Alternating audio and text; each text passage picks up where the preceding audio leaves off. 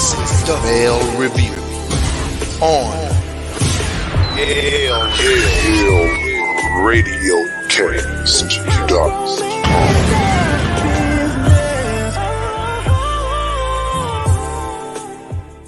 Ladies and gentlemen, live from Studio 7A, it is your boy Mark L in the building. Is it what? 7B. Is it 7B? It's been that long since you've been here, dude? Yeah, it's been a minute. Okay, coming at you live from America. We are in America, aren't we? This is America, ain't it? That's what they call it. Okay. Coming at you. Are you ready for that? Are you ready for that? I'm not ready discussion? for that conversation. Not ready. We're gonna do that on our Politics Now show, where I think we'll pick up some people that got let go from CNN. Let me start over. Coming at y'all live from Studio 7B, your boy Mark L in the building with the Male Review. Ladies and gentlemen, you have just joined the Saturday show, the flagship show of Yale Radiocast, the Male Review, in the building with your boy Mark L, the Cat in the Hat, and my wonderful co-host, the man, the myth, the legend, the hardest working man. Oh my God. In the room at the moment, but the hardest working man. What was the moniker again? Mr. Everything. Mr. Everything. Everything.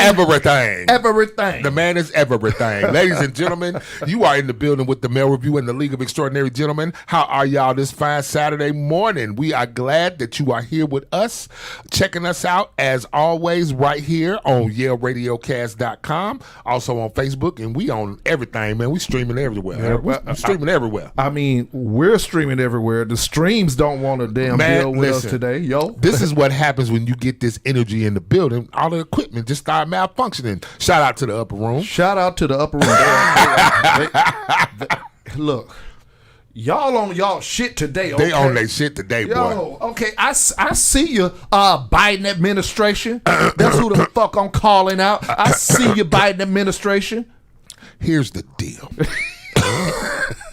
We're not worried about that. We're trying to figure out, can anyone call in and tell me, oh, you know what? Just put it on the stream if you're on the stream. Can anybody tell me, why do we have to have this funky conversation about raising the debt ceiling all the time? Because this is what I need to know. If I go and want to get a 74-inch TV, and I'm going to go in the store and they tell me it's $19.99, can I ask them to raise the debt ceiling and just say, let me just get it and walk out the store with it? I mean, I'm trying to understand, where are we getting this extra money from? Technically, you can ask. Oh, okay. But yes, you can ask. But the last time the officer said, never mind. I put it on the cart. Never mind. I mean, look. Did you ask? If you'd have left the car running like I told you. Anyway. We would have had anyway. But yeah, y'all. So we here, man. We here. Welcome back. Last weekend, we didn't do the show last weekend, but we did go out and do some stuff for the community. Oh yeah, I'm gonna be pulling that up, and I forgot that, man. What? You can't forget that. Listen, It was hot, but it was good, brother. So we went out and did some community work last weekend. Y'all know y'all think we just be sitting here running our mouths and spitting that smack, but you know. Just to be honest, man, to be a part of the League of Extraordinary Gentlemen, we actually have to be extraordinary in more ways than having this extraordinary Yale Radiocast. It's already extraordinary, all in and of itself. However, in order to be the League of Extraordinary Gentlemen, we had to league together with other gentlemen and go out and do something extraordinary. One of those things was helping out in the community, man. We went through a complex over there off Hollywood Road, and we handed out groceries to people, man. And those people, the grateful looks on their faces. Because I know first, you know, being in communities and, you know, let's just keep it funky, in communities where crime may be at an all-time high, where you see a lot of crimes done and you see a lot of violence, and you see a lot of violence against women and children and the like. I mean, our society is set up like that. But in a community like that, to go and all of a sudden group up a bunch of men, especially, definitely a bunch of men, a lot of grown men out there, a lot of young men were out there as well, and then a lot of the young ladies were out there. Shout out to the Jeep Club that came out. Shout out to the brothers in the Slingshots. They was out there doing their thing. We kind of went through the community, man, and handed out bags of groceries, and they were so grateful when they saw us out there. But hearing us chant, we got some video of it right now. I love black people. I love black people. I love black people. I love black people. I love being black. One man. One man. One woman. One woman. One child. One child. Hey, man, I love that goddamn chant, bro. Hey, man, listen. We was doing it out there, man. I felt it. That's us in the circle. We had and just a moment where the brothers was hugging each other and we connected, man. Yep. Man, and I'm glad you joined us, Mark. I've been doing some business with New Era Atlanta Atlanta for a couple about a month now. You know what I'm saying? Mm-hmm. And it's just really, really, really I really appreciate the opportunity to be connected to an organization. As you said, Markel, they're trying to like the new wave, in my eyes, of the Black Panther Party. Yes. And not necessarily to be so much on a radical level or a combative level, but this is the part that I've always spoken of.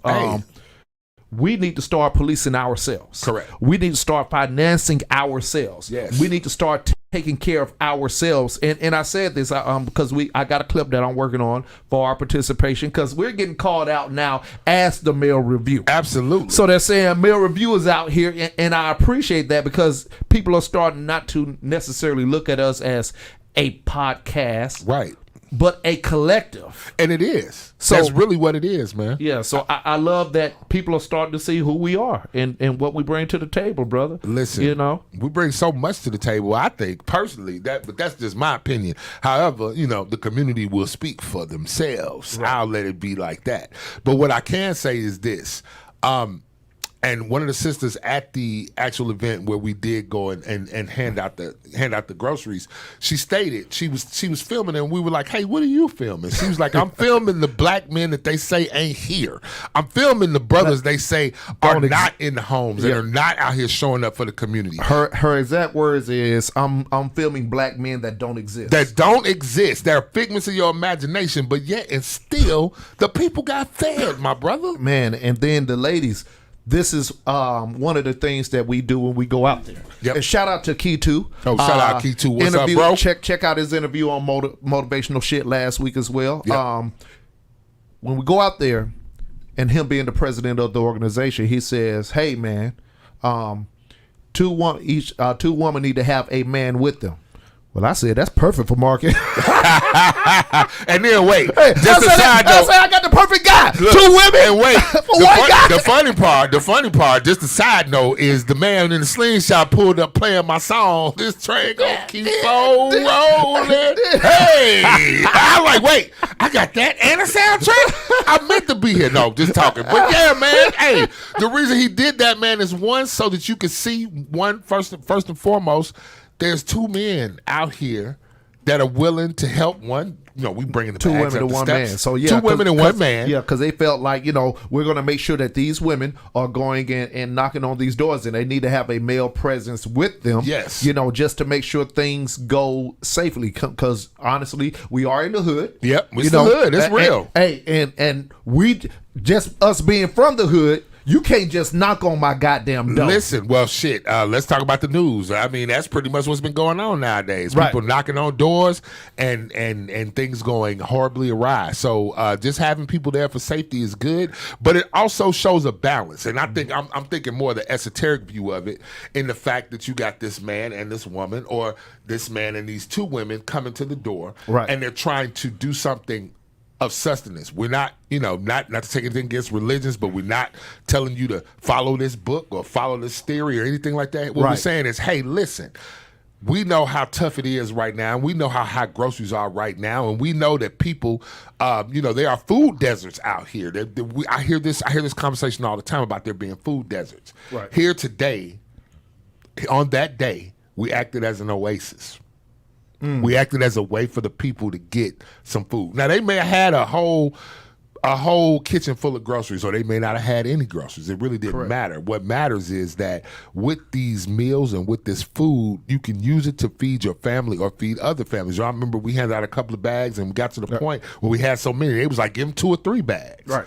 Hey, my cousin, hey, take it to your cousin. Right. It's all about what we do in our community. And this is something that Dylan has talked about incessantly since you started doing it. Yes, right? Yes, yeah. We're not going to get there without helping ourselves, y'all. We can wait on a handout, and we go back and forth about our politics and who we think about. But at the end of the day, Joe Biden is not walking up to hand you a bag of groceries. Yeah. At the end of the day. But he got a whole bunch of bag of coals, though. Listen, I mean, that's a big bag of coals. I'm just saying. But what I'm saying is, you can't expect the help from up top. You need to expect it from the grassroots level, man. You got to start here. You got to start where you are. And hopefully that will grow and spread into something else, right? So shout out definitely to New Era Atlanta. Shout out to New Era Atlanta. And Keith Lewis with I Am a Father First, who they joined out with, man. My brother Keith Lewis. And he was out there driving the truck with all the groceries on it. Yeah, I mean, he wasn't going to walk. No. Big Keith. Boy, Keith knew how to. He was like, I got this. Put the groceries in the back of my truck. I got you. You want me park right there? Okay, I got you. Put it back up? I got you. Shout out Keith, my man. Keith was out there getting it, boy. Ain't nothing wrong with that, Keith. Ain't nothing wrong with that. Keith handed out bags too. Don't fall for it. Don't fall for it. Keith handed out some bags of groceries too. But yeah, man, it's just the thing that probably warmed my heart the most, though, darling. And you know, and like I said, even though we didn't do a show, it felt. That's a show to me. It's a show. It felt like more of a show to me, and not a show like we're making this up characters. Yeah. No, it felt like reality. It was reality, because the thing that warmed my heart the most is that all the men that were out there were definitely out there for the cause of trying to help this community. Right? Yes. And that's all we want. And we we talk about the League of Extraordinary Gentlemen, and it started out just kind of as a conversation, and it started to blossom into all these new things. What we're really trying to do, and I see as we move forward that the vision is, we want to continue this League of Extraordinary Gentlemen, because we are extraordinary. And the more that you do this, the more that we reach out in the community, the more that we mentor, the more that we talk to these brothers, the more that we deal with young fathers, and the more that we get these families together, we build the League of Extraordinary Gentlemen. There you go. Going forward. There you Long go. after we are laying on the ground. There you go, brother. Long after we under the ground. Actually, I'm getting burned up, so I'm going to be in the sky. I mean, y'all know Mark. You know how I get down. But my point being, we want this to lay the foundation to continue this League of Extraordinary Gentlemen, because, look, we all we got, man. We are extraordinary. Yeah. Let's show that we're extraordinary, right? Definitely. Okay. So continuing with the activities of it being Father's Day weekend along with JuneTeenth weekend, we're combining the things that have developed throughout this week to make today an important day for us. So that was a great event. Once again, shout out to those. So following, just to show the work don't stop. It don't stop. No days off. Did we say that on the way? No days off. And I got the hat to say no days off, by the way. You know what I'm saying? That's my favorite hat. I got speaking these things into existence, brother. It happens. And I'm totally into the ideology and the belief of speaking things into existence. Yes. Manifestation power, y'all. Yes. Power, law of attraction. Yes. So as though these things are happening, it's becoming more frequent. Yes. So us at one point doing events or doing these things every 2, 3, 4 months, going now to every 2, 3 weeks. Yeah, man, it's getting there. Now it's going to 2, 3 times a week. Man, look here. So if y'all don't see us in the studio, just know we're out working. Mark's on vacation. He's flying somewhere. And dialing is for the streets, apparently.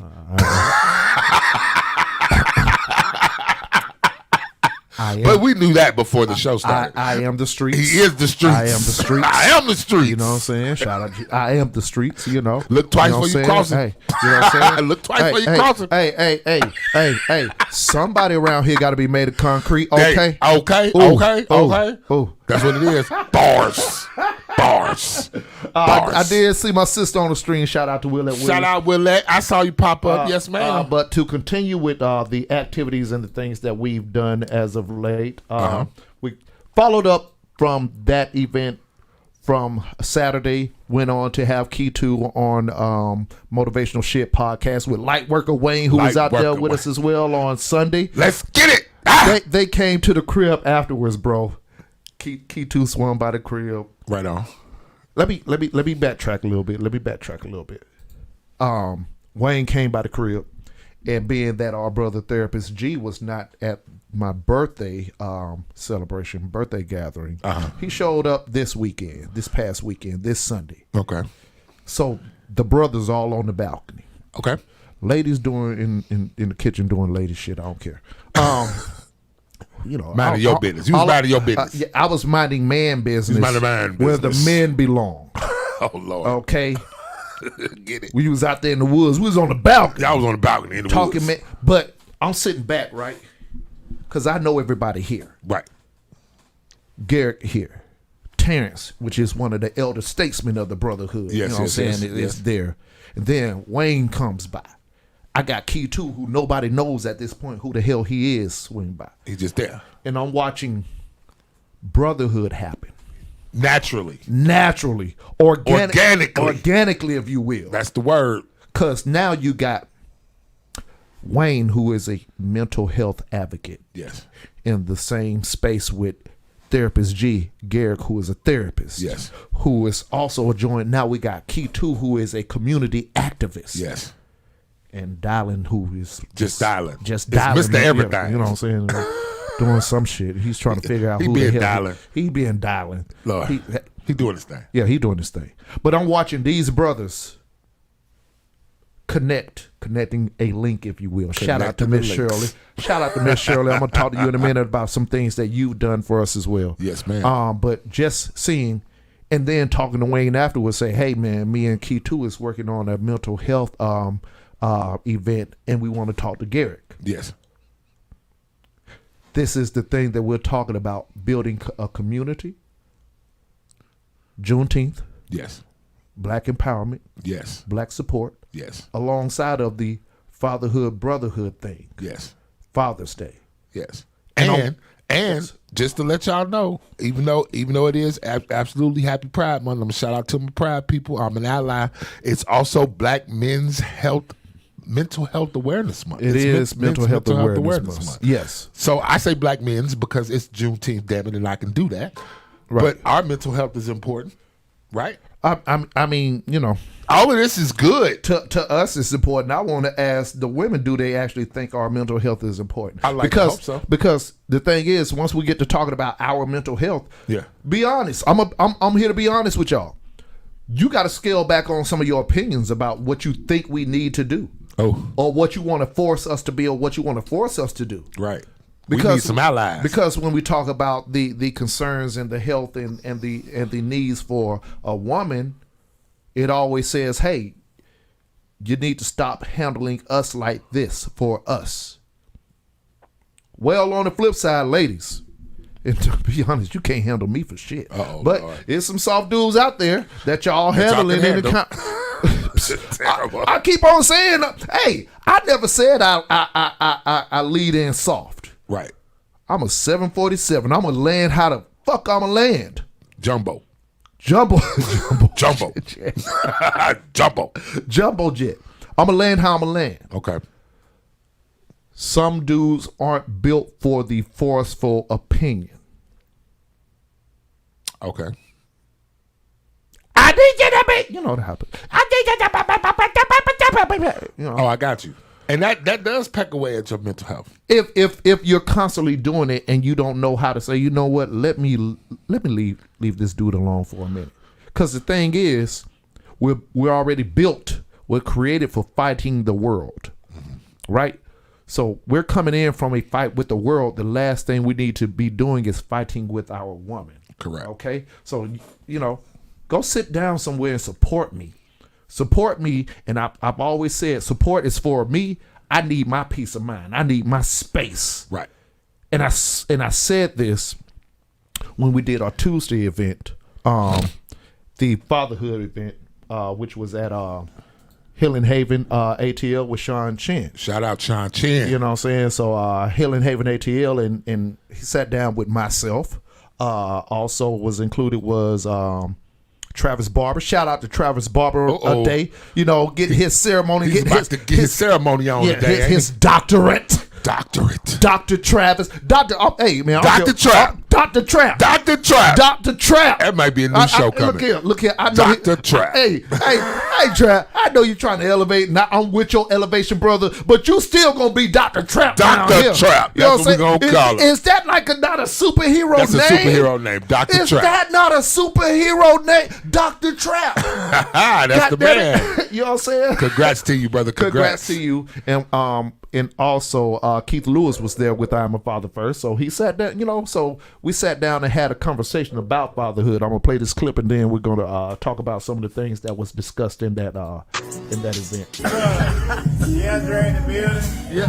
Hey, we came here to support Sean Diamond and this spot, man. Just play the game. It's Tuesday night. What else you doing? Yeah. The NBA Finals over. It's all about fatherhood, you dig? Real. See, we came up in broken homes, no shooting stones, but fathers absent. Getting old and being your own seems like a rolling stone in balance. No male models to guide us, only mothers who bust their asses to provide, holding back tears, praying they seeds grow up with chances. Know the game go head and head, living fast, you bound to skid, but please don't take it out while sliding. And they walking with some kids, man, that ain't smashing.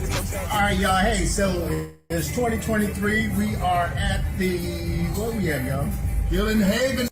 All right, so what was going on that night, we actually turned the event into a moment for interview and just to sit down with me and the brothers, right? Okay. Just to discuss, what do you think it is to be a father? That's a good question.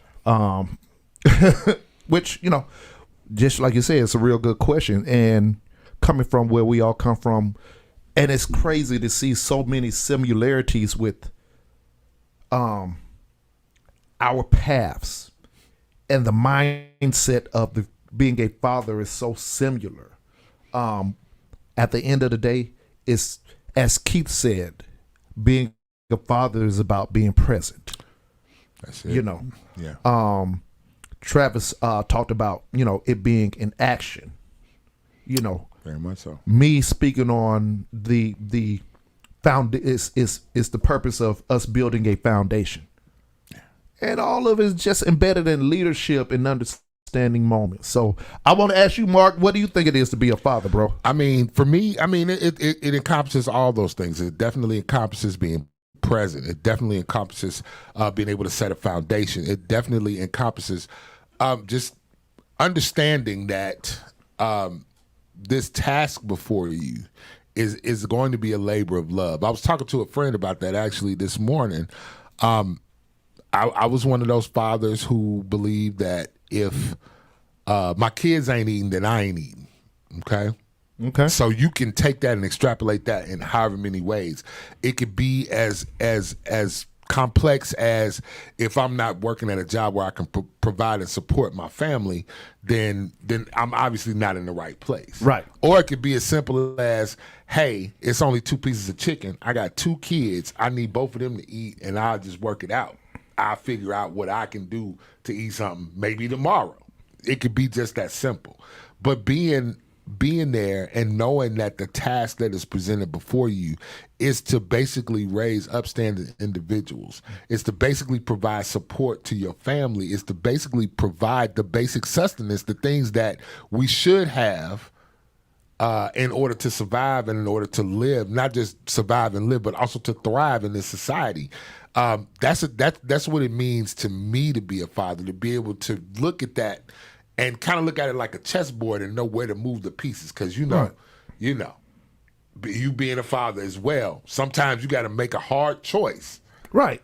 And I think, and sometimes it's sacrifices, but you got to decide, what sacrifice can I sacrifice now and get back later, versus me trying to take this large opportunity and hopefully missing. Because if you miss with a sacrifice, you can get that back. Yeah. You can get that back. But if you miss big, huge, it's going to take a lot to crawl back. Not that you don't have the wherewithal to do it, but it literally is a thought-provoking thing. You're a living think piece as a father. You're a living think piece. Ooh, that's You're a living interesting. think piece. A living think piece. That's it. Boy, because that's heavy. Every move you make is contingent upon, one, you being healthy, is contingent on you having the will to go out there and do what's necessary, right? And even if the world is kicking your ass, you still got to get your ass up and do it. There you go. There you go. No days off. To me, that's what being a father is about.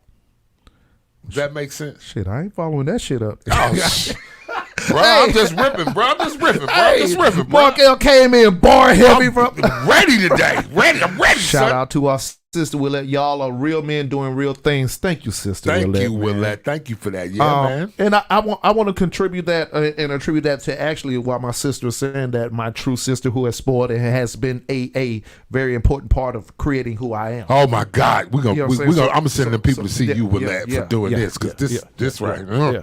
You know what I'm saying? I think a lot of that stuff is embedded in upbringing. Yeah, it is. You know, so going back to what I was saying about when we was all in that moment and we was all talking, a lot of things were discussed about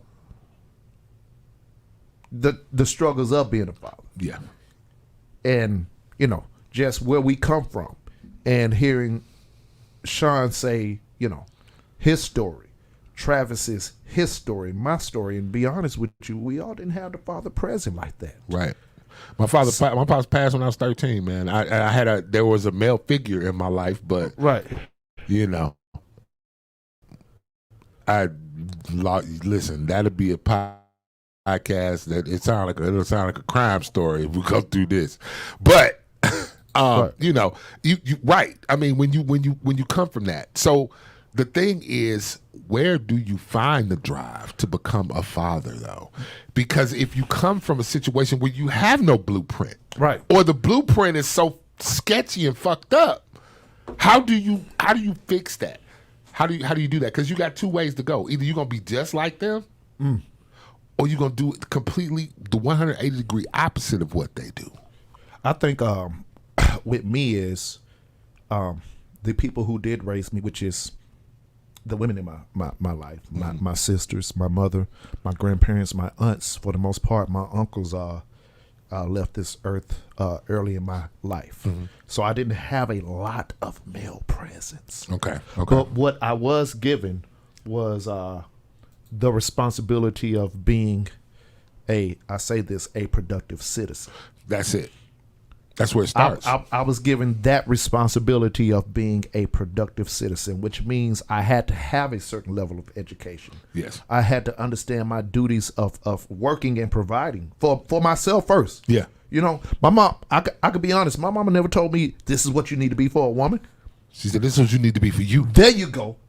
This is what you need to be for yourself. It's supposed to expand out from there. It radiates from the center. Right. So I was given the tools to be a productive citizen. Along with the brothers that I had around me, you know, in their path of manhood. Right. And I guess you grow into your manhood. So this is where I have these debates with women about a male expectation. I tell ladies, we don't figure it out till we 35, 40. Man, listen. Because we was not, even if the father was there, sometimes that has nothing to do with who I am. Correct. I'm given the tools. Just because I'm given a screwdriver don't mean I'm the best at using a screwdriver. Understood. You know what I'm saying? Like, maybe I'm a wrench guy. Right?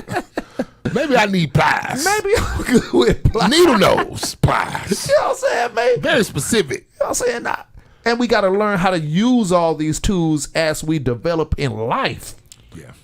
You don't just give us the tools and we come equipped ready to use all the tools. I was Go ahead. I was going to key on that. I think in essence what I'm grasping or how I'm surmising it in my head is I think the first 20, 30 years you just trying to learn how to be a fucking person. There you go. just happen to also be a male with obligations.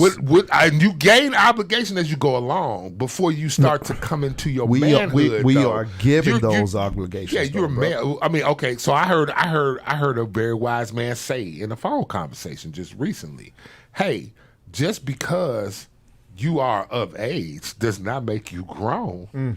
Does not make you an adult just because you are of age. There you go. I'm going to find that brother. He said that shit on a phone call one time. But he was absolutely dead ass right, because I remember I was a dumbass at 21. A complete dumbass. Right. Well, not complete dumbass. I'm more of a dumbass now. But at 21, I tell you what, I didn't know enough. You may not be. I didn't know enough to call myself a dumbass at 21. You may not be a complete dumbass, but you are a whole ass. A whole ass. I am a whole ass. But at 21, I couldn't have navigated my way out of a paper bag. I could do some things, yeah, because I was imbued with that information from growing up around the women and the men that were present, that were around. I picked up, but that's how we get it, right? And Right.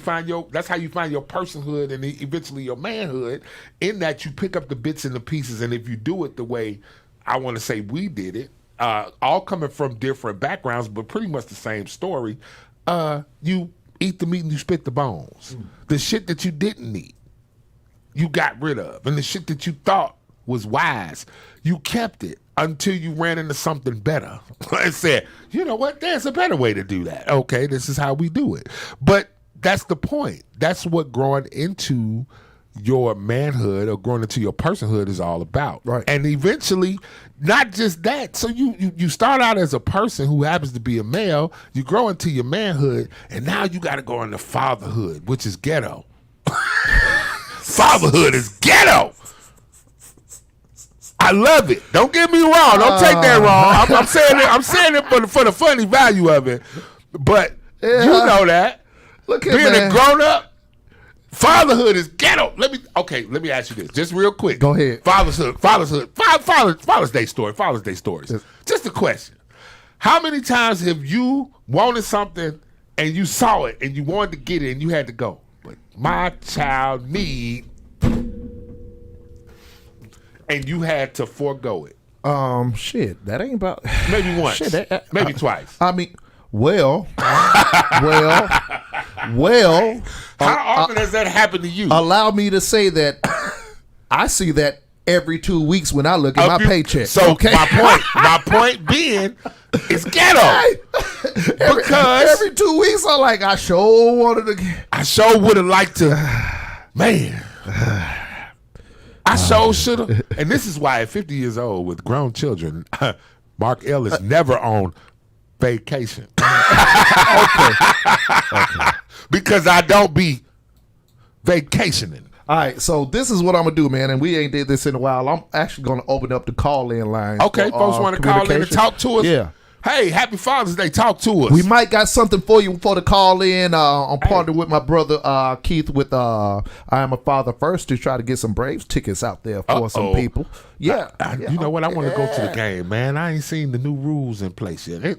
Don't you get to shoot the man if he leaves second base too early? Okay, never mind. I love baseball. Don't play with me. Yeah. Don't even play with it. Hey. But yeah, man. Hey, bro, Keith said, well, I got some baseball tickets. Baseball How many tickets. you need? I say, how many you got, I'm Keith? saying, what? Look, we can turn that into, hey, that sounds like that's another. what I'm saying. So here we are right now. But for those, and the line is open, not necessarily for men and women. I want to know what y'all think. What is fatherhood to you? Yeah. We're going to circle around also to how this combines with JuneTeenth as well as Juneteenth weekend as well. So yes. This is a celebratory moment, man. So it is. It's a lot happening. Join your boys the league, man. Yeah, man, come check us out. We're going to pay some bills right quick, man. You want to do that? We're going to pay a couple bills. Check this out. Stay with us, man. We got some more to talk about. We're going to talk some more about Father's Day. We're going to talk some more about Juneteenth. And we're going to talk about why you might be on fire. Your boy might be on fire about Juneteenth. I might be on fire about Juneteenth. Y'all stay tuned. And matter of fact, just stand by. Just get the business. Get the business.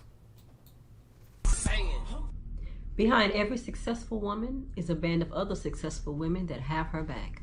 That's why my platform is women empowerment and entrepreneurship. I am Keisha Hawley Roberts, your 2022 Mrs. California and the National Sorority Pageant, representing the mother of all, Order of Eastern Star. Hey, it's your girl, Kay Chantel, your favorite one from Women in the Mic. I have a question. Do you own your own business and need advertising? Do you provide a service and want to increase your clientele? Well, bring your advertising needs to Yale Radiocast.com. We are on Apple Podcasts, Pandora, and iHeartRadio. We offer graphic design, web design, and video services. So, not only can you grow your business with Yale Radiocast, you can also listen to the hottest independent artists. Go to YaleRadiocast.com and get with the gold standard.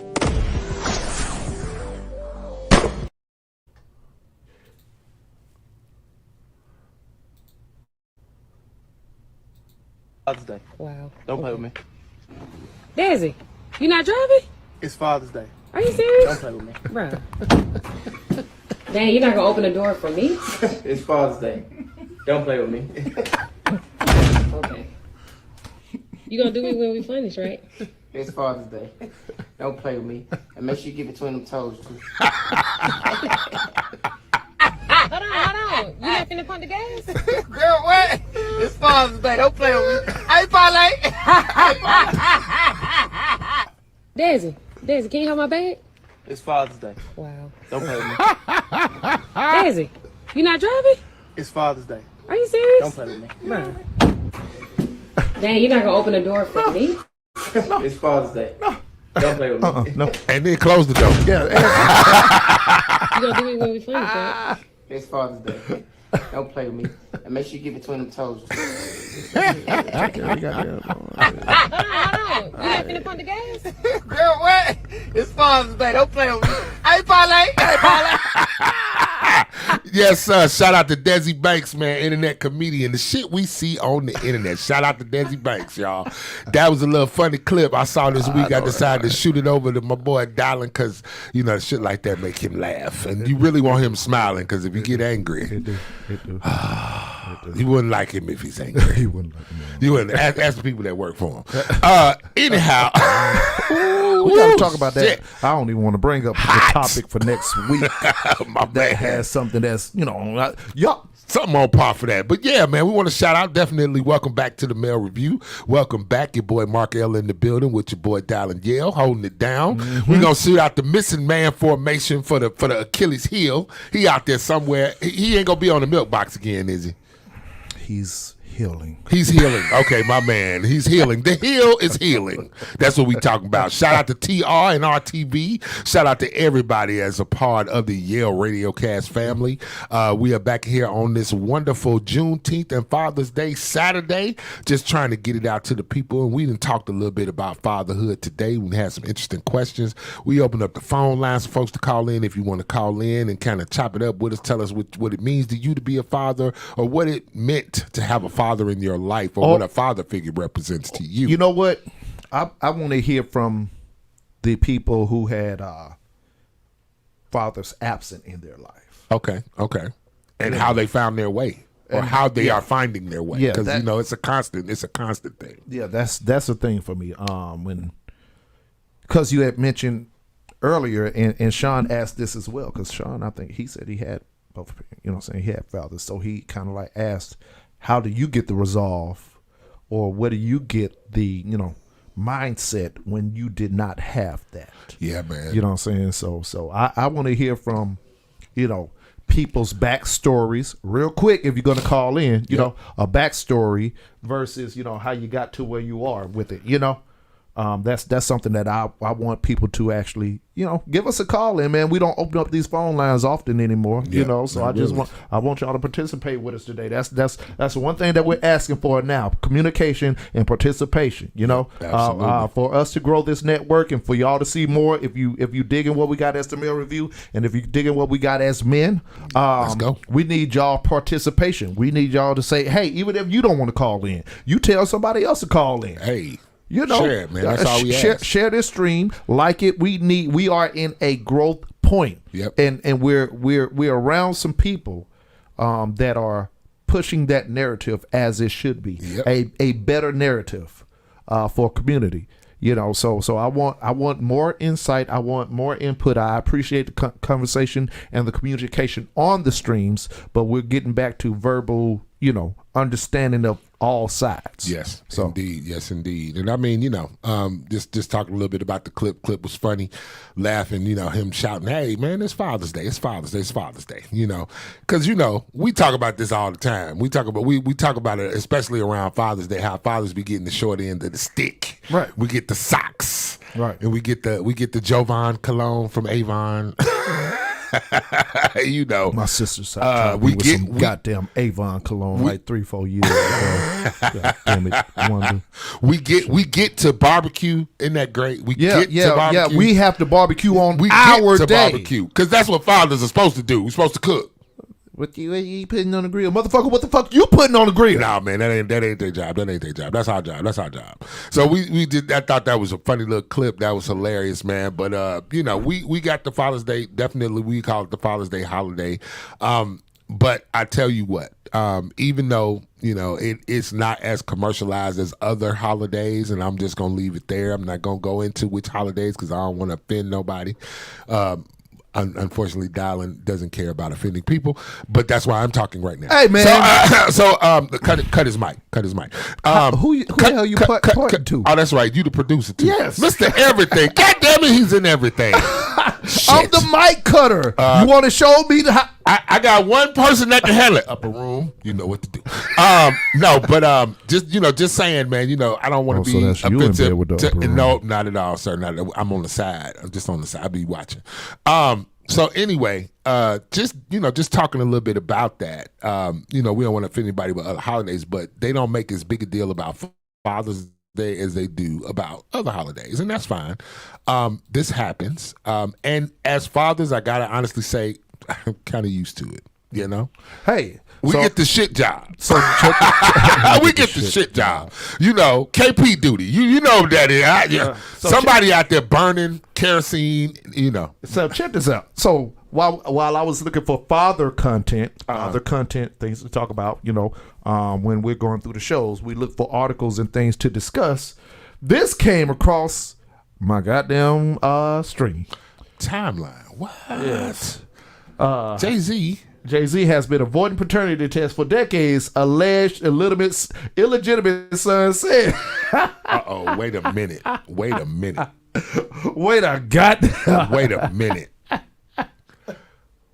So according to this, that look like Jay, that's right there. And that look like Dave Chappelle. Which one of them is his son? 30-year-old Ramir Satterwhite filed a Supreme Court motion back in February requesting to have his 10-year-long case with Hove unsealed in hopes of finally obtaining DNA confirmation. What? Let me scroll down. I just got a message from Keith Lewis with I'm a Father First. Move advertisement. Wow.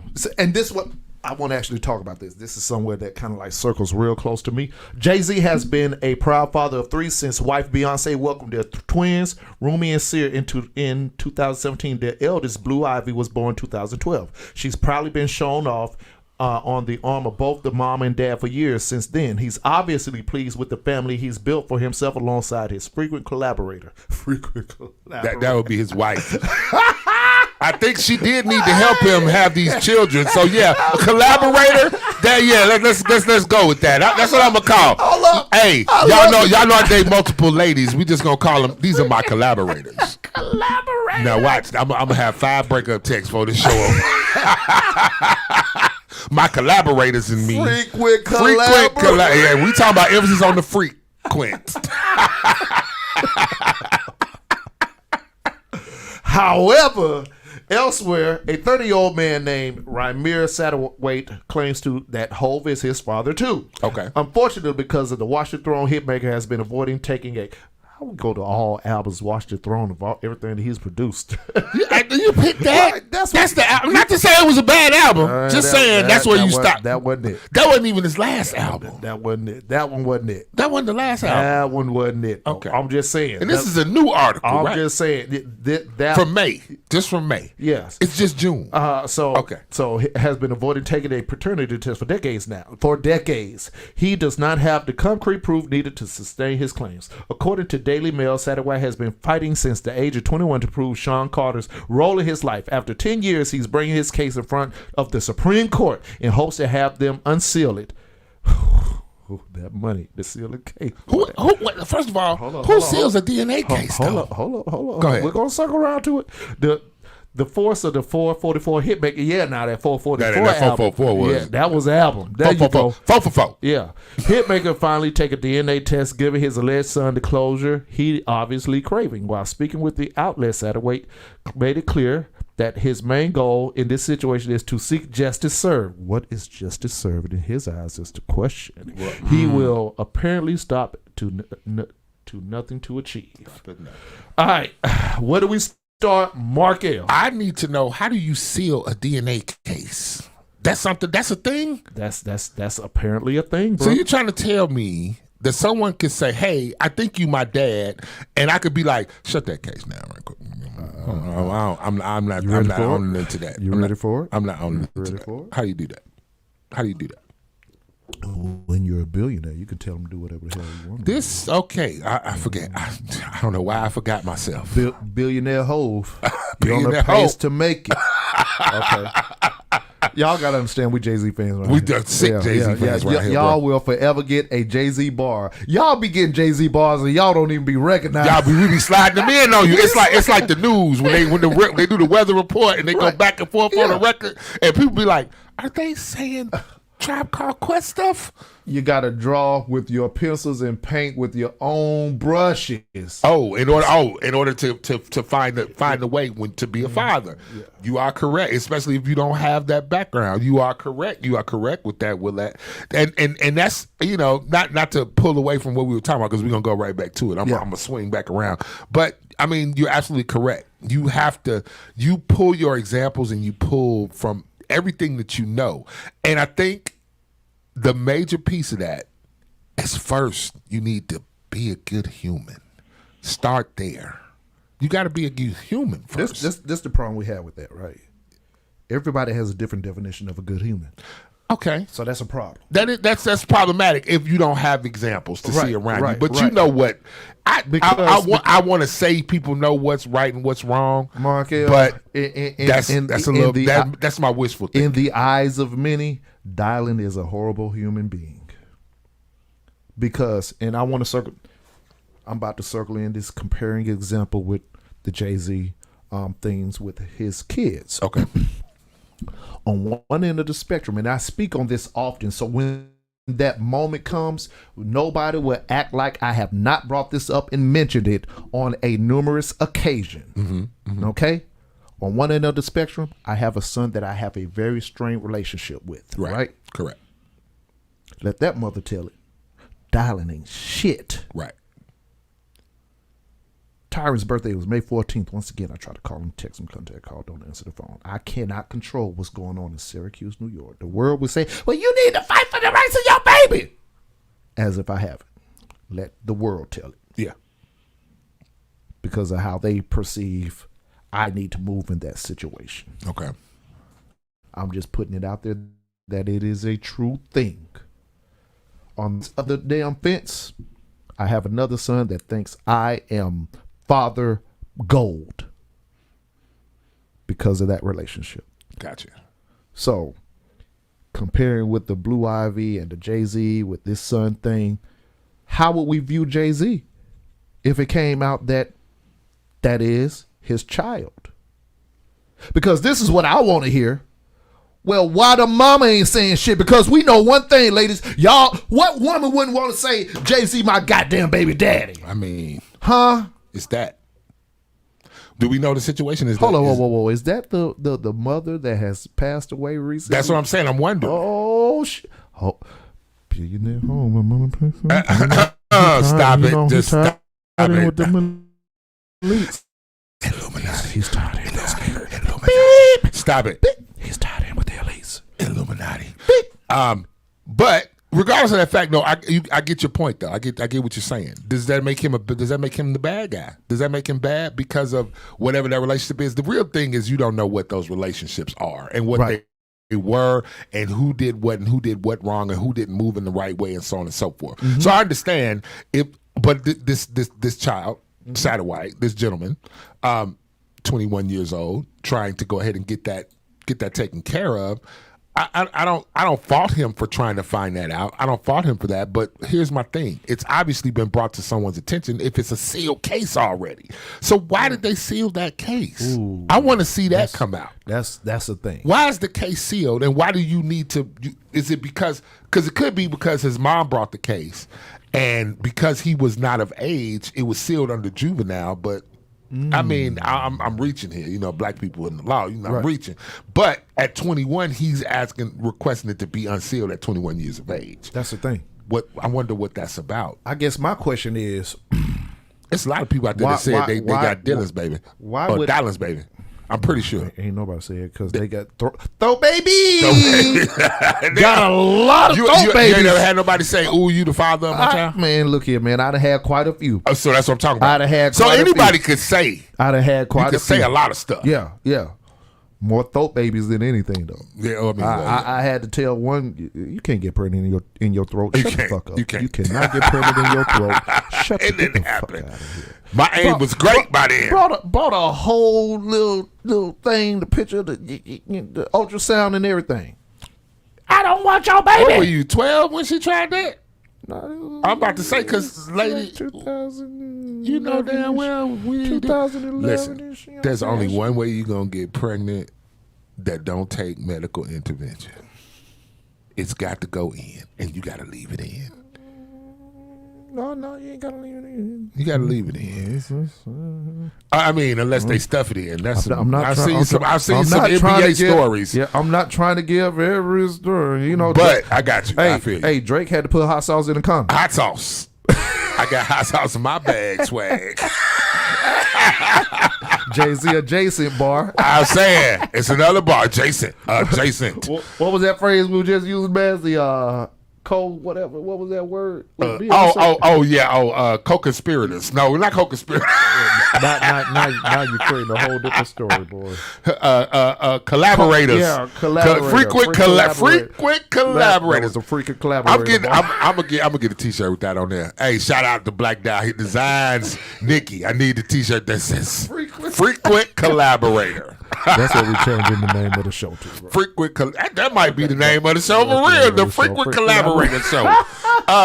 Anyhow, but that's a wild story though. That's a wild story.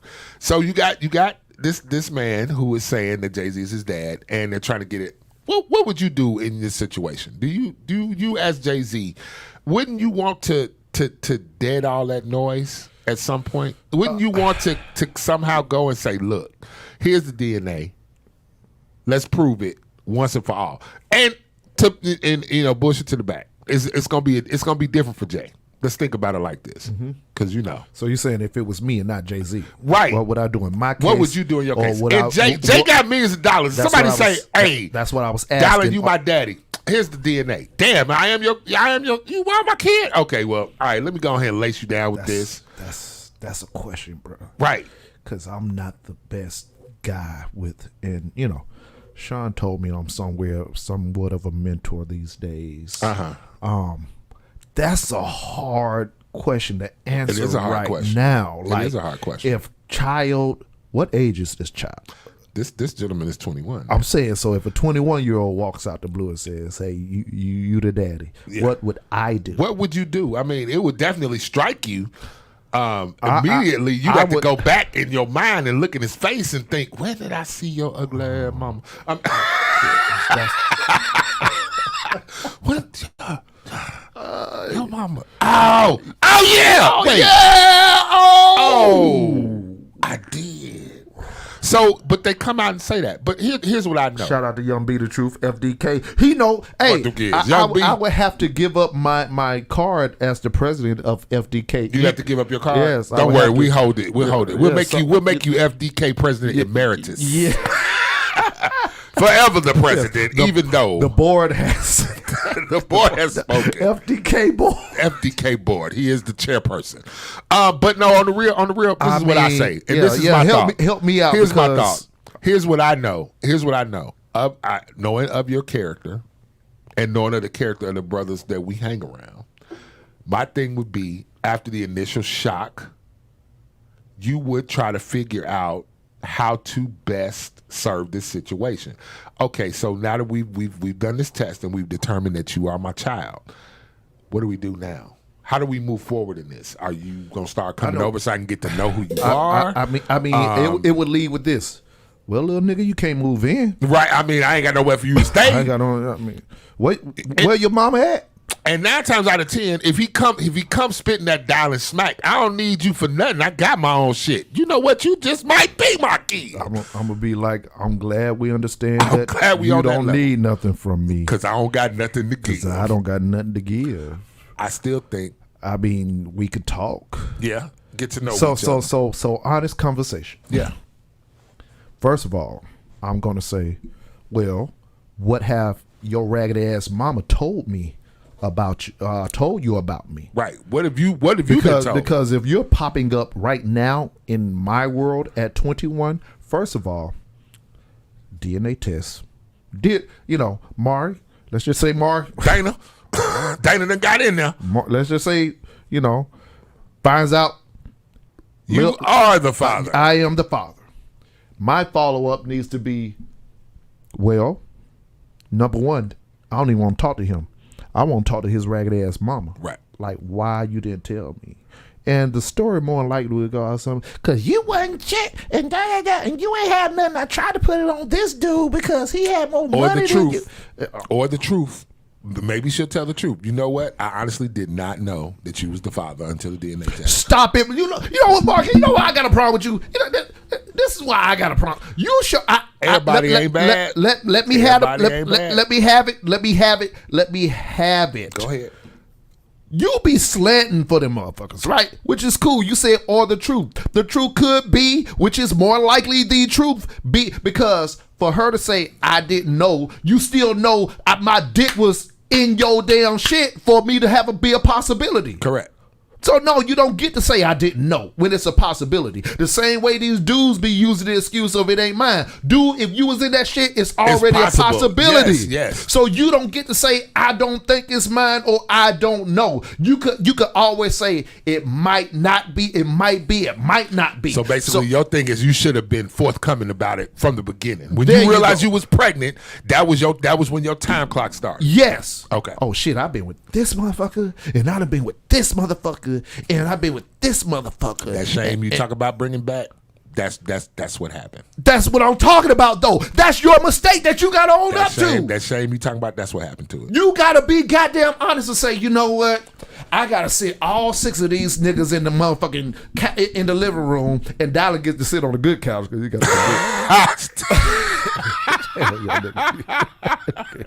Get to sit on the good couch. Bring this other motherfucker to fold out chair. Oh, not the fold out chair. I'm sitting there on the couch. Them old picnic chairs, the ones with the vinyl straps. I'm sitting on the couch, got a beer in my hand. Like, hey, what's up, nigga? Why we all here? Right. Oh, bruh. What's that, nigga? Nigga, what's up? I thought I saw you coming out here that day I came in here. Be the homeboy. That's terrible. That's terrible news. Now you have to say, you should be saying, whatever reason you didn't tell me. Right. Y'all could create any story in your head about why she did not tell me. But yes. Okay. So now that child needs to know why mama didn't tell daddy. Right. And I want that done in front of this motherfucker. Right. So, because for 21 years, you had a chance to create a goddamn narrative. Yeah. Now you in front of the man. Let's talk about, sit down, little nigga. Hey, raggedy chick, sit down. Go time, talk. Tell him what happened. Tell him what happened. And you can say I wasn't shit or whatever story you want to spin, but now begins the truth. Right. And with the truth beginning now we have to talk about, well, where do we go from here? Yeah. Because he can't move in with me, not at 21. 21. Hell, I don't want my son that I know very well to move in with me. Right. Well, I ain't so much worried about That part of it. I'm more worried about it from the emotional standpoint. I'm saying, okay, so emotional standpoint. Let's talk about the emotional standpoint is now you get to meet honest daddy Dylan. Got you. I'm not going to pacify your feelings here because I had to go through the same thing when my dad walked in the door when I was 25. Okay. I ain't have time to revisit what the fuck happened. Where do we go from here? That's all we got. That's all we got. That's all we got. Now, if you don't want to deal with me, understood. We can have a beer and I would be out your hair. At least now you know who the hell I am. If you want to move forward, let's move forward. Yeah. But it ain't going to be just a smooth transition of moving forward like I'm about to call you every 30 minutes because I don't know where your headspace is at. Right. I'm not built like that. You need to develop. I need to develop a human connection with that person. I don't have a just an authentic connection just because you came from my balls and I didn't know. Right. Okay. Tempo. There you go. I got you. Right on. It's a good question though. It's a real good question when you think about it because, I mean, if you've been getting it in, the possibility if you put it in there, the possibility of something coming out of there is great. It's always great. It's always great. And we could go and rubber or no rubber, pill or no pill, IUD or no IUD. So we could build a relationship from there. Yeah. But it doesn't happen or authentically at the snap of a finger. It doesn't. Just because it found out that you came from me. Like it has to, because at this point, now. How much of me do you really want in your life? Correct. Because how were you raised by her without me? Right. Because who raised you? You ain't gonna walk in my life on some pussy ass shit. Right. Because I'm about to give you this honest talk. Yeah. And you can leave with, you ain't my daddy, you ain't never been there. Okay, nigga, you don't gotta listen to me then. You came over here for this knowledge. Right. You came over here for this truth. Gotcha. Welcome to your goddamn daddy, ugly motherfucker. I got you. Tempo. Shit. Tempo. That makes sense. I'm giving you that daddy love that this goofy ass mama of yours didn't give you. Right. This is the part. Right. This is the part. What would you, Mark? Marcus? I mean, well, you know me. You're a nice guy. You know me. It's not that I'm a nice guy, but I look at it from a situation of, all right, so for this amount of time, we didn't know what was going on. So once we get past that initial part, I mean, really, it's still going to end up the same way. No matter how we handle it, we're going to end up in the same lane, right? Mm-hmm. How do we move forward from here? That's going to be the important part. How do we move forward from here? Let me start by telling you some things about my life. Let me tell you about your family members. Let me tell you about the stuff that you missed out on, you know? Let me tell you tell me about what you've gone through and what you've experienced and what you've seen. It'll be just like starting a friendship, kind of like when you were talking about the brothers forming a natural brotherhood, because that's exactly what we're doing. Mm-hmm. My sons and I, though they call me dad, we have a brotherhood. Right. See what I'm saying? Right. This is something, you know, like my oldest son was dealing with some stuff with corporate America that, you know, I explained to him, and me and him still having talks about that. But that's not don't do da-da-da-da. Nope, that's not what we doing. You're a grown-up. You're 25 years old. Hey, man, that probably wasn't the best choice. Mm-hmm. Let me tell you why this wasn't the best choice. I'm not scolding you. I'm giving you something. I'm trying to pass the knowledge on to you. So, likewise is where I would be. Yes, it would be hurtful somewhere. Definitely there's some pain centers around that, right? Mm-hmm. Because I could have been in your life. Or maybe I wasn't shit. And not being in your life has probably helped you better. And I honestly think that was a reason for the separation of my dad not being in my life. So my mom didn't go deep into detail. Right. All I know is that. But he gave you some of that game before you passed, right? He gave me some game before you passed. Hey, R.I.P. Pops. I realized where I got my ain't shit from. But anyways, I had to tell him one day, like I said, you know, he was out in the street doing whole shit at 80. What? And I had to tell him. I called him. My sister called, bruh. You called him. You called him while you was in her street doing whole shit. Daddy, take your ass in the house. No. I was a good guy by then. Oh, by then, which allowed me to check him. You know what I'm saying? So I called him one day, man. Story time with Dallas. Called him. He called me. He needed me to go come pick him up to take him somewhere. Right? Yes. Back home. I'm like, well, Pops, how did you get over there? Look, and what are you doing? Don't worry about all that. Now, baby, you asked too many questions. Now you come to pick me up each way. I said, look here, man. You called me. Goddamn it. The fuck? Right. You called me. So, and I'm on my way, but I'm saying I had to find out what was going on. Boy, I tell you, that man was a trip. And then I called my sister because that's who we was staying with. And she said, well, you know your daddy, he's saying this. So I called him back. Hey, man, he tried to give me this story. I say, listen here, Pop. I know the story. I said, you can say whatever you want to your daughters, my sisters, to everybody else. But who you ain't going to run game on me is me because I'm you. Right. This man at 80 years old had no response, and it was quiet as hell over that. Super quiet. And I was like, am I the fucking parent now? Yes. Raising grown people out here is hard. Raising grown people is hard. Yeah. But right on. You know what I'm saying? So understanding who he was. Yes. Whether I liked everything about my dad or not, I loved everything about the man. You know what I'm saying? Because I think he came into my life at a point where I was learning the world and I was learning people. Yeah. And helped me learn myself. So the thing is, I get you. It's like, who are we ready to be to each other? Yeah. Yeah. And are you prepared to deal with me being the man that I am? Because I'm not going to change. Right. Because of how you would like for me to be. Yeah. I'm going to give you who I am as a man. As you meeting me fresh out the plastic today. Right. Don't come over me tickle your goddamn toes. Yeah, I'm not. Because my whole storyline, well, you're a man now, and it be those you man now conversations. Yeah. Not what I wasn't able to give you while you was absent. You know, I'm sorry that happened, but we know why it happened. But now, how can we go forward?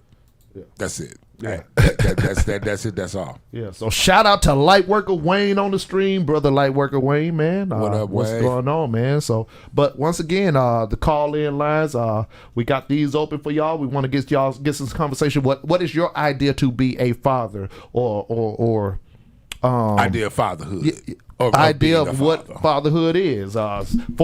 470-500-9549 is the new call-in number. Yep. Once again, and we have not had a chance. Let's go ahead and knock into. We are also celebrating JuneTeenth, and I'm gonna pull up this JuneTeenth. I'm gonna pull up the JuneTeenth article. Let's pull up the JuneTeenth article just to make people aware who have been living up under a rock. Yeah, and those of you who are listening from around the world, if you're wondering why are the Americans off on Monday? Why are they not working on Monday? Y'all know y'all have bank holidays. We are having a JuneTeenth celebration. We have race holiday. What, a race holiday. What is that word, JuneTeenth? That's not a word. JuneTeenth. All right, and this is coming from the JuneTeenth.com website out there. If y'all get a chance, check it out. If you want to learn the history of JuneTeenth, then Darlin, you want to read out that? Yeah, I'm going to go ahead and read it. JuneTeenth is the oldest internationally celebrated commemorative of the ending of slavery. I'm laughing. I know. The lead-in don't even sound right. It don't feel right. The oldest internationally celebrated commemoration of the ending of slavery in the United States. Is it, motherfuckers? I mean, that's what they say. It's from its Galveston, Texas origin in 1865. The observance of June 19th as the African American Emancipation Day has spread across the United States and beyond. Today, Juneteenth commemorates African American freedom and emphasizes education and achievement. It is a day, a week, and it is in some areas a month marked with celebrations, guest speakers, picnics, and family gatherings. It is time for reflecting and rejoicing. It is a time for assessment, self-improvement, and for planning the future. Its growing popularity signifies a level of maturity and dignity in America. This is some bullshit that y'all... Stop. Keep going. Okay. I'm just saying, well, I would say the narrative should be true. In cities across the country, people of all races, bullshit, again, nationalities and religions are joining hands and truthfully acknowledge a period in our history that has shaped and continues to influence our society today. Sensitized to the conditions and experiences of others. Why would y'all? Okay. Only can we make significant and lasting improvements in our society. And that sounds great, doesn't it? Boy. That sounds swell. Gee willikers, that sounds swell. Hold up. What's the stream saying? What's the stream saying?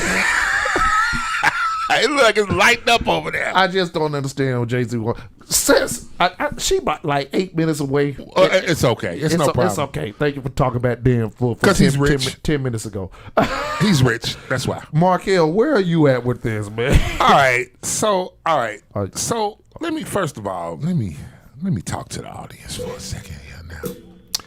Let's start at the beginning. So Juneteenth is the commemoration of African American liberation. Mm-hmm. Mm-hmm. Mm-hmm. And the way I understood it, and I'm gonna say this because my grandfather lived in Longview, Texas. Shout out to Curtis Davis. He lived in Longview, Texas, and he was the first person that mentioned the words Juneteenth to me, and I had to be about between 10 and 13 years old, and we all know that was 1,000 years ago. But the original black man. I went to a rodeo in Longview, Texas, as a matter of fact, that was in commemoration of Juneteenth, right? And he explained it to me like this. It was June before the black people found out that Lincoln had issued the Emancipation Proclamation, which was supposed to free all slaves. Now, let me. It said 1865, right? Mm-hmm. What year did Abraham Lincoln die? Do you remember? No, I don't know about that. Okay. Lincoln was assassinated in 64. 64. That's right. I remember. You know. 1864. That's right. Yeah, just little random nuggets that just kind of float around in your brain. I had to catch up. It takes a minute, right? Yeah, hold up, 64. Yeah. 64, right? Okay. So, or was it 63? All I know is that the Civil War was ended according to that. Is what was supposed to happen. And from what I understood, the black people in Texas didn't get word until June of that year. So they commemorated June 19th as the date that somebody walked up and said, "Hey man, y'all know y'all free. Good, right? You know y'all free, right? Free to do what? They sell it. They selling us for free, right? And they giving us away? Hold up, they just giving us away. No. You free now. You free now. I's free. I's free. I's free. So the way I understand it is that's what it was. It was a word. So you telling me this little Django ass motherfucker on this horse, right? It's for real. This is real. So that's the way I understand it. Now, of course, I know that I can go into the history of it. That history is actually one of my favorite subjects. I can go into the history of it and all that good stuff. But I'm just telling you my understanding as someone who grew up in this country, right? So I learned about Juneteenth, and that's really all I heard about it for many, many years, bro. Mm-hmm. Many years. Yeah. Then suddenly, it became a national holiday. And it was so shocking the first time it happened. On paper. Oh, because look, they signed it in the paper, and literally the very next day, they told people to take off work. It was the most shocking turn of events. Because it was quick. It was like, what? Who took off work? But they were told government offices closed their offices on that day. Government offices closed. Guess who went to work that day? The upper room. And Dylan. There you go. Dylan went to work. Go. I was at work too. Okay. And I thought it was funny. So whoa. So who took off? I'm trying to figure out who. The government. Whoa. The government offices were closed. So no government business was being handled. Whoa. When it was made a holiday. So they weren't, it was very ill prepared. Let's go with that. Nobody saw it coming. So it was shocking when it happened. So then the next year, they tried to go ahead and do it to where it's like, hey, everybody should take that day off. Okay, great. That's a good thing. I think I also worked on Juneteenth last year. This is the first year that I'm actually going to be able to observe Juneteenth, right? But I got some beef. I got a little beef. What you mean beef? Well, what kind of beef? Well, they're commercializing it first of all, as and they're using it to fund corporate America, and I got a problem with that considering corporate America is pretty much run by the government, and the government is the reason why these black people didn't know they was free, and the government was the reason why these people was enslaved. Hold up. And why the hell they getting the motherfucking day off? You getting hot? I feel like I'm on fire. Oh shit! I'm on fire.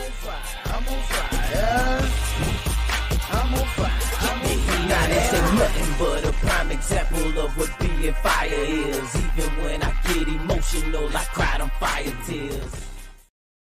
Mark L on fire. Mark L is on fire today. I'm on fire about this because I don't think this celebration is serving the people it's supposed to serve. So I got where you're going. I had to catch up. So look here, the government took off. Yes. The actual people that it's meant for did not take off. The people who actually perpetuated the fucking slavery in the first motherfucking place got the day off. Woo. I didn't get the day off. And I'm guessing because that happened so long ago. Because, that's usually the reason. It happened so long ago. I can't believe y'all can't let this go. So circle this back around to the beginning for the people who not catching. Again, Juneteenth is supposed to be the liberation day for African Americans, where they found out they weren't slaves no more. And it became a federal holiday. And then the federal government took off. The very same people who perpetuated the damn slavery in the first place. Mm-hmm. And then they patted themselves on the back for stopping it. And then they patted themselves on the ass when they decided to make it a federal holiday and took the day off. And most of my brothers were still at work because it happened so fast. Ooh. I don't think y'all looking at this right. I don't understand. I think the government should have to work and that every black person that has to work should be off. Definitely, Jack. Listen, what we do on Christmas? We celebrate with the fat man in the red suit and bringing gifts to everybody. Ain't that what we do? And everybody's off, and everybody's expecting gifts. And everybody off, and everybody be expecting gifts. Everybody's expecting gifts. They go all the way in. They didn't say, and I'm sure some people work on Christmas. Shout out to those people who do have to work, especially you Black Friday deal people. Lord Jesus, I'm so sorry. Well, I know that happens on Thanksgiving. But my point being, if you're going to go in and give it a national holiday celebrating black people, like it should almost be outlawed for black people to have to work on that day.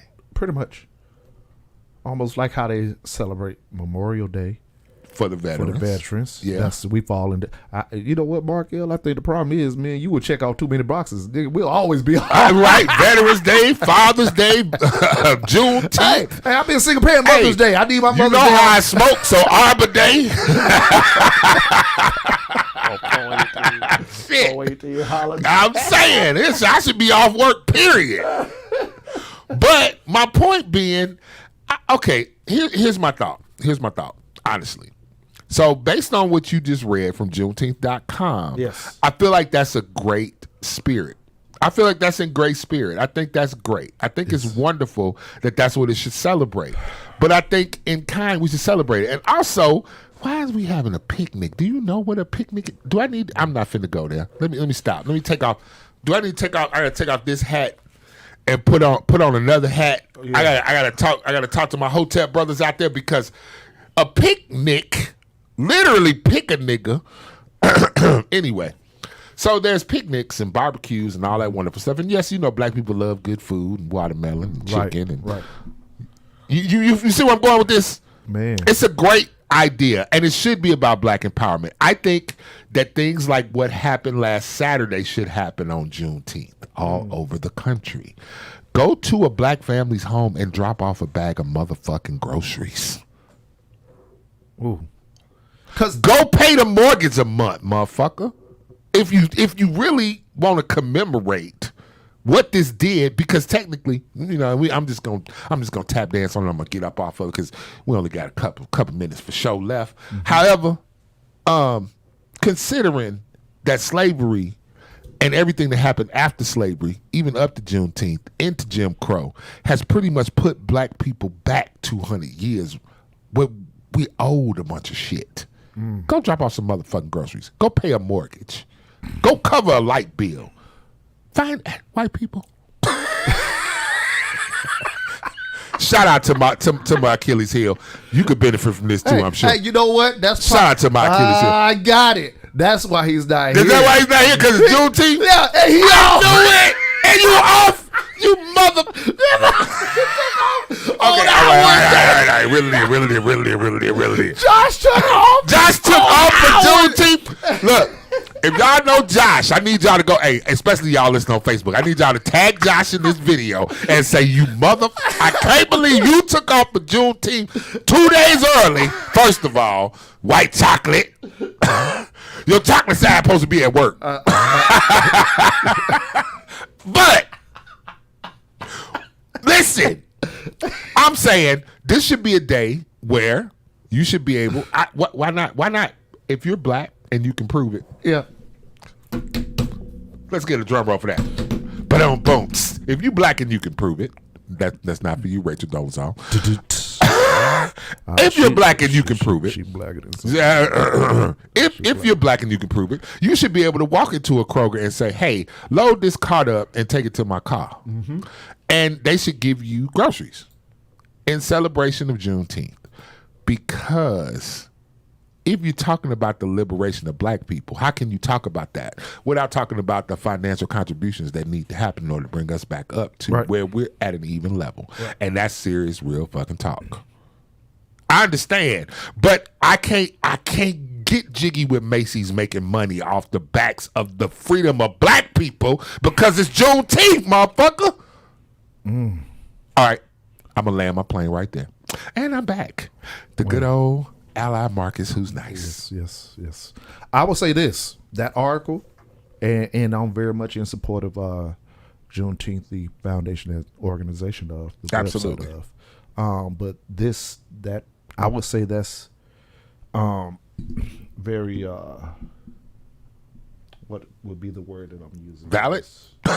I'm saying the article, the page, the idea is very black cliche. It is, right. Picnics, barbecues, it's black, watermelon, chicken. It's black cliche, and I don't like that. Yeah.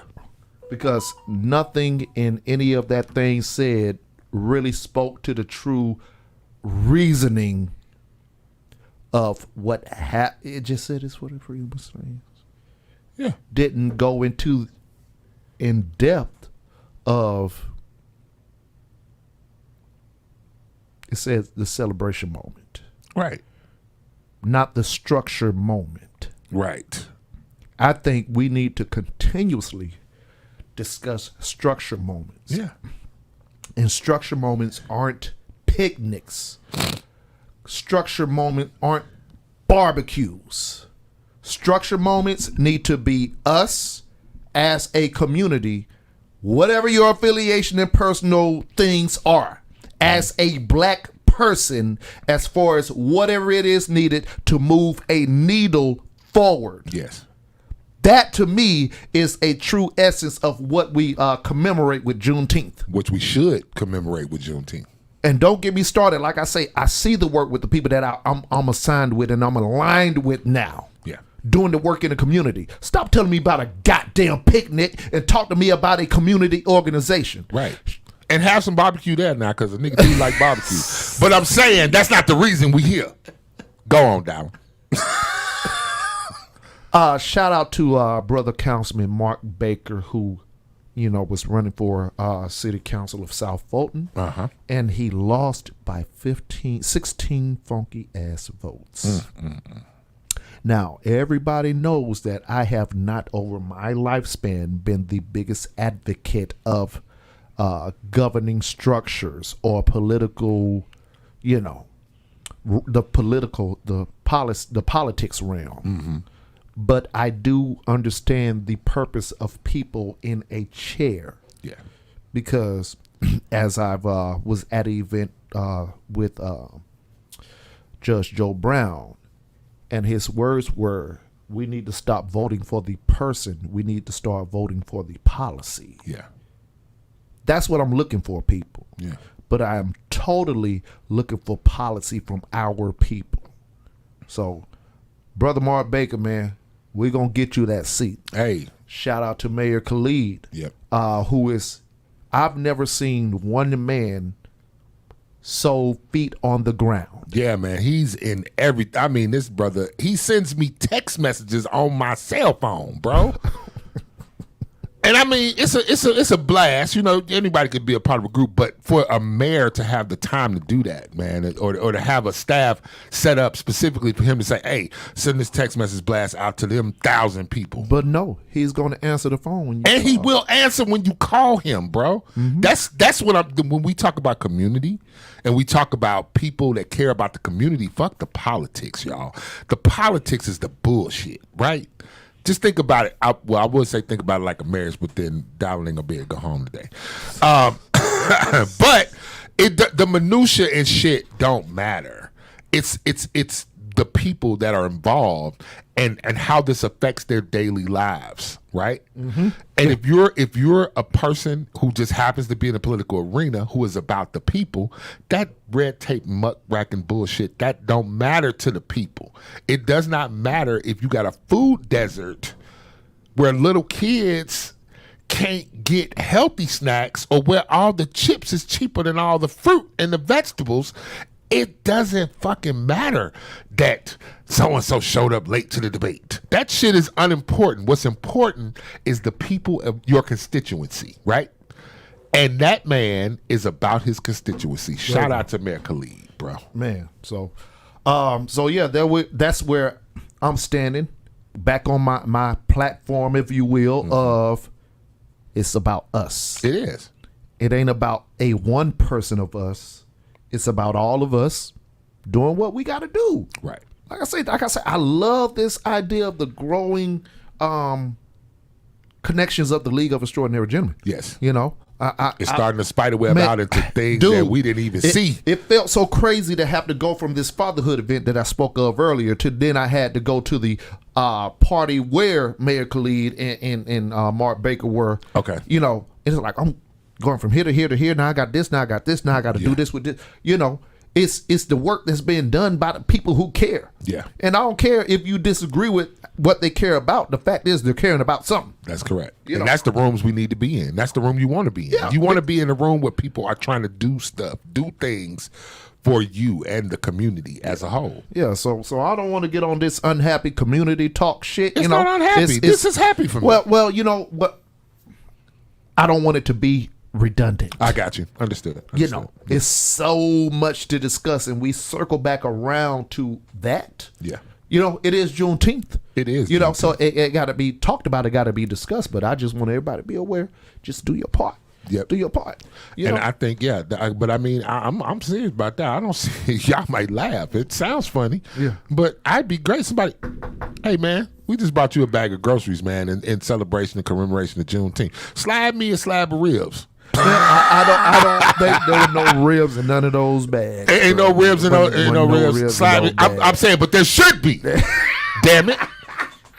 I like pork. I guess they need to have watermelon in the bag. I mean, listen. I'm saying groceries, man. Send me some groceries. Send me some groceries. Let's just say groceries. Pay a mortgage. Pay a phone bill. Pay a phone. Find out. Church organizations. Churches. Not churches. Yeah. Chicken. Not the chicken Not spot. the chicken, because y'all shit nasty. Hey, but them okras be fire. Go ahead. They do. They man, them okra. That was my first job. Fire, bro. That was my first job. Uh-oh. Don't tell me nothing bad about no okra. Anyway. But no, seriously, the churches, community centers, this should be places, and it's great, you know, to have programs where we talk about this and we discuss this. But at the end of the day, we commemorate, for example, Dr. King for the contributions he made to society through the years that he was living and how he tried to move the needle forward, right? This is why we gave him a national holiday, right? Yes. Only reason they didn't give Malcolm X a national holiday is because Malcolm X was militant. That's my guy, though. If you love Martin, you absolutely have to love Malcolm. You have to, but some didn't. You know, or pretended. He was so against the grain, but that's my guy. I will. You know, it's very few men that I actually grew up idolizing. Yeah. Coming into my manhood. Yeah. Coming into my, you know, not my adulthood, my manhood. Yeah. It was those who pushed the narrative. Right. Aggressively. Right. Let me tell you what's really going on right now. Shout out to Miss Helen, man. Thank you, Miss Helen. Hey, shout out, Miss Helen. Thank you for Happy Father's Day. Thank you for your Happy Father's Day. But that narrative needs to be aggressively. you know, we need to kumbaya, and you know, and we are, you know, that's great talking about it. I'm almost sure that there's more people got their head busted to kumbaya than nuck if you buck. I'm pretty sure. Just saying. I'm just saying. Happy Juneteenth to you, Miss Ellen. I'm just saying. So, but you know, yeah, man. So that's just what it is, people. You know, this was another great week. Shout out to everybody. Thank you for once again. Hey, man, y'all support us. Donate to the cause. You already know what it is. We do need donations here at Yale Radio. Hey, we taking donations. Hey, put a dub on it. Put a dub on it. I promise the money is not being managed by me. I'm not doing nothing with the money. It's not being managed by me. It's managed by the company. You want to talk about the company? You have to talk to Mr. Williams.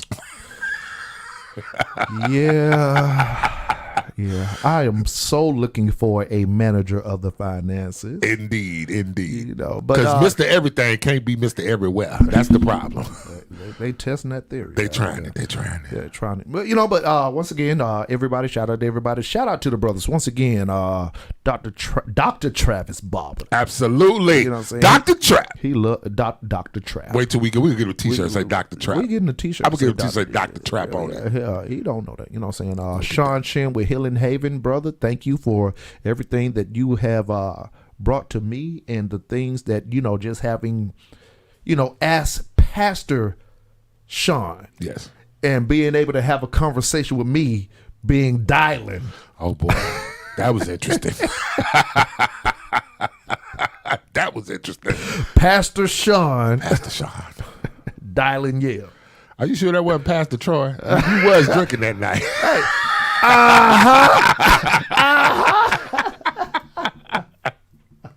Right on. Shout out to you, Pastor Sean. You know what I'm saying? Also, Keith Lewis with I Am a Father First. And I want y'all to check out these organizations with these brothers, you know what I'm saying? And all the other, Billy D with Accountable Youth. Check out these organizations, man. One more question. You know what I'm saying? One more question. That's Dr. Trap. Yeah. One more question. You know, so it's just so many things going on and so many people and so many things to celebrate. I just think we shouldn't be, of course we're going to be angry about some things. Of course. There's a lot of things that we can still be angry about. I just had a conversation with a young man yesterday.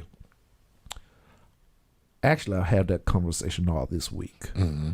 My nephew said, you know, he got his music coming back, and he said, you know, I need you to do this, and I need you to do that. I need you to do this, and what are you talking about, T?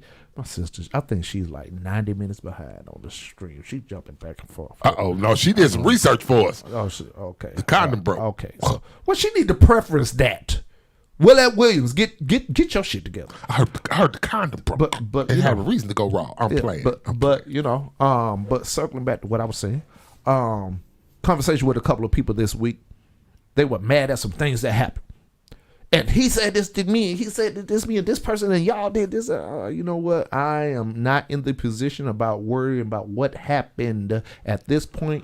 What's the resolution?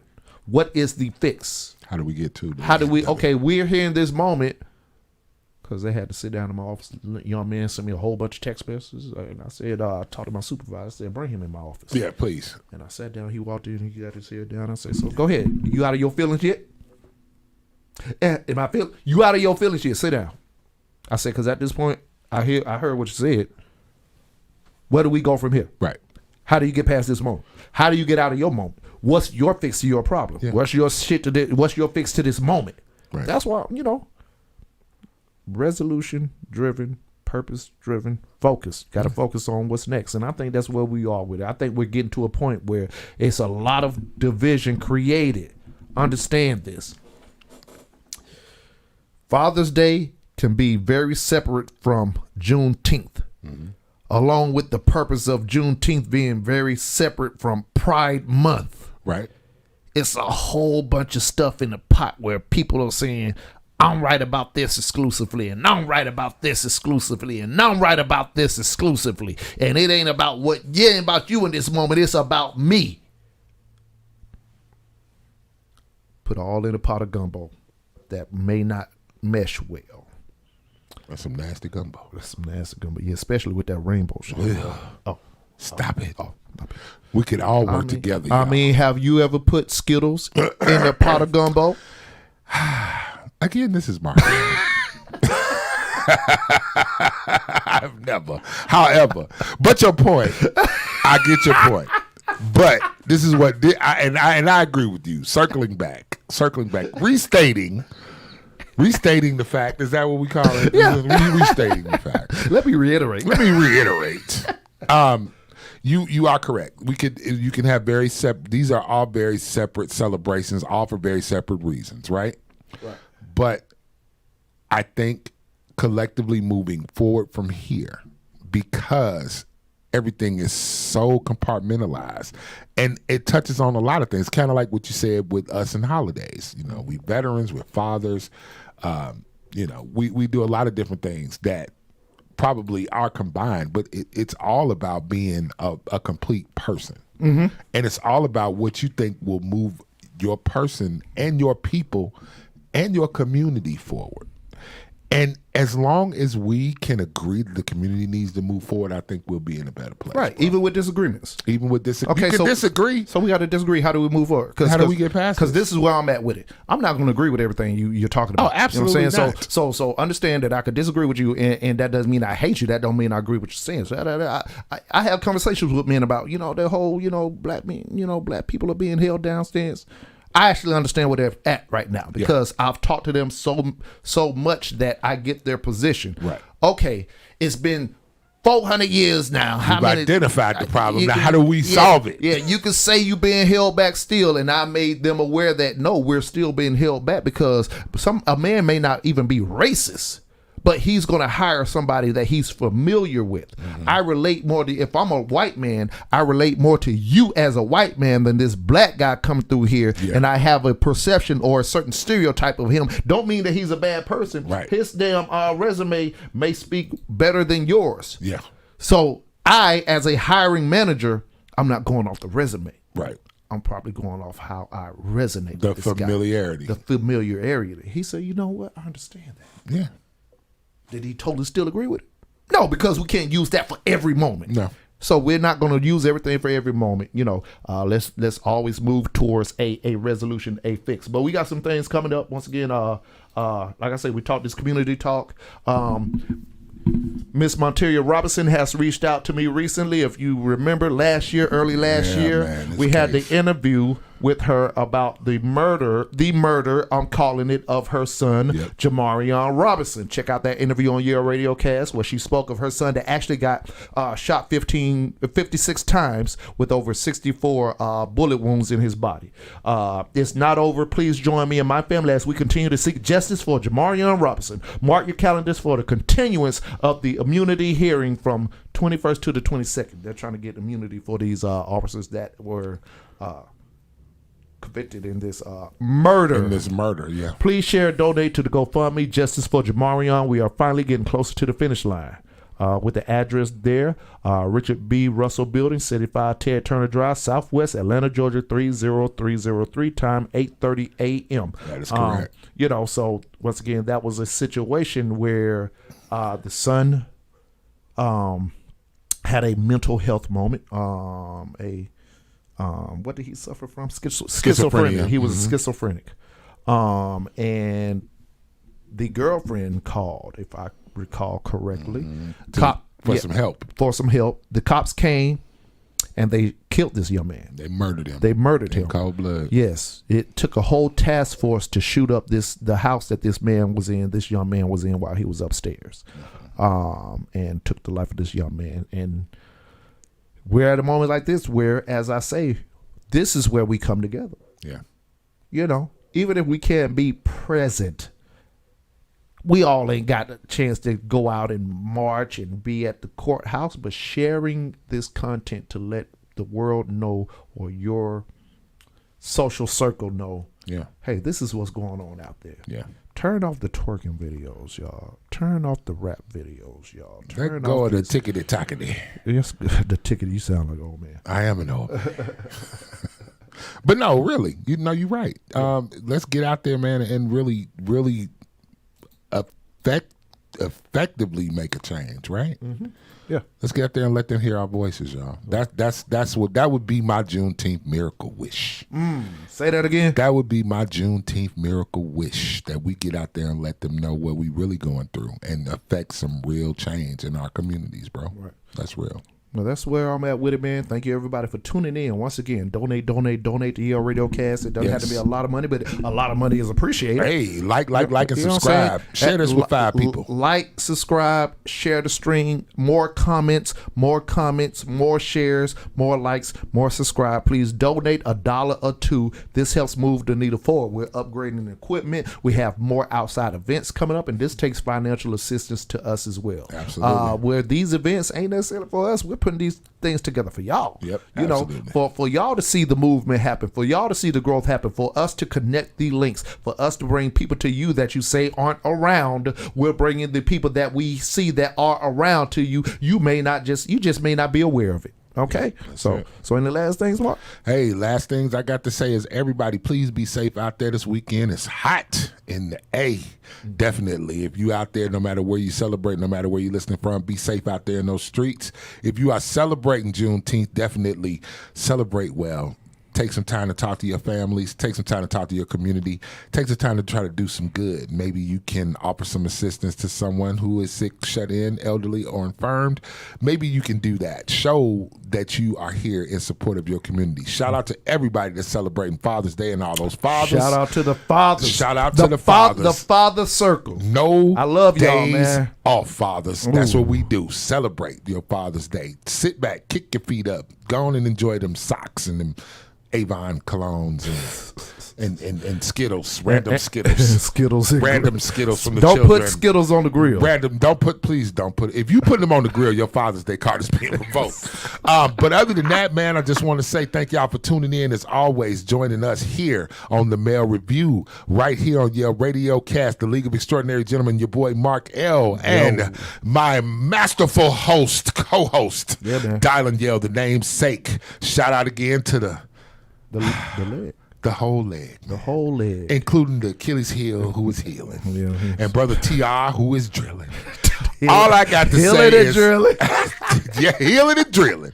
Healing and drilling. So just to shout out again to y'all out there on the streams and y'all out there listening. Thank y'all for tuning in again. And we will catch y'all again on another Saturday.